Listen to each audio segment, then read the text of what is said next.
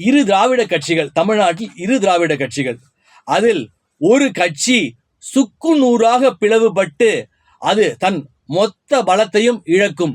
அப்போ நான் சொன்ன உடனே எல்லாரும் என்ன சொல்லுவீங்க? ஏடிஎம்கேல சொல்றாரு இவரு, அதிமுக சொல்றாருன்னு.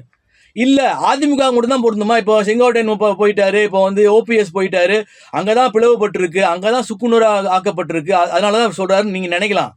இது திமுகவிற்கும் பொருந்தும். இது திமுகவுக்கும் பொருந்தும். பொறுத்திருந்து தான் நீங்க பார்க்கணும். பொறுத்திருந்து.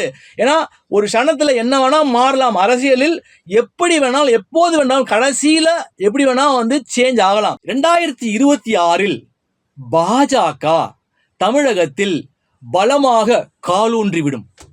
பலமாக காலூன்றிவிடும். தாமரை மலர்ந்துவிடும்.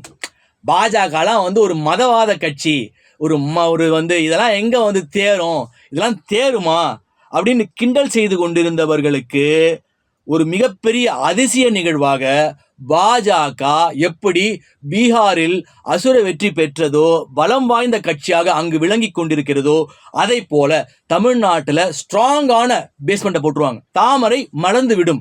மிகப்பெரிய ஆச்சரியமான நிகழ்வுகள் ஏற்படும். இது பொறுத்திருந்து பாருங்கள். இப்போ 4 முனை போட்டி அப்படின்னு சொல்றாங்க. நான் என்ன சொல்லுவேன், இப்போ மக்கள் என்ன பேசுவாங்க அப்படின்னு கேட்டா, 4 முனை போட்டியெல்லாம் இருக்காது. புதியதாக வருபவர் ஜெயித்து விடுவார் என்று மக்கள் முன்கூட்டியே முடிவு செய்து விடுவார்கள். அதாவது 4 முனை போட்டிலாம் இப்போ பேசிட்டு இருக்கும்போது, இப்போ இல்ல இவன் ஜெயிச்சிருவான், இவன் தான் ஜெயிக்க போறான் அப்படின்னு மக்கள் பரபரப்பா முன்கூட்டியே பேச தொடங்கி விடுவார்கள். ஸோ இதையும் நீங்க பொறுத்திருந்து பாருங்க. அடுத்தது சினிமாவுக்கு வரும். கமல் தயாரிக்கும் ரஜினி திரைப்படம் 173வது, ரஜினிகாந்தோட 173வது படத்தை கமல் தயாரிக்கிறதா இருந்தாரு. அவர் நவம்பர் 6ஆம் தேதி பர்த்டேக்கு முன்னாடியே பதிவு போட்டிருப்பார் கமலஹாசன், இதை மாதிரி ரஜினி நடிக்க போறாரு கமலோடைய தயாரிப்பில் அப்படின்னு சொல்லி, சுந்தர் சி தான் டைரக்ஷன் அப்படின்னு.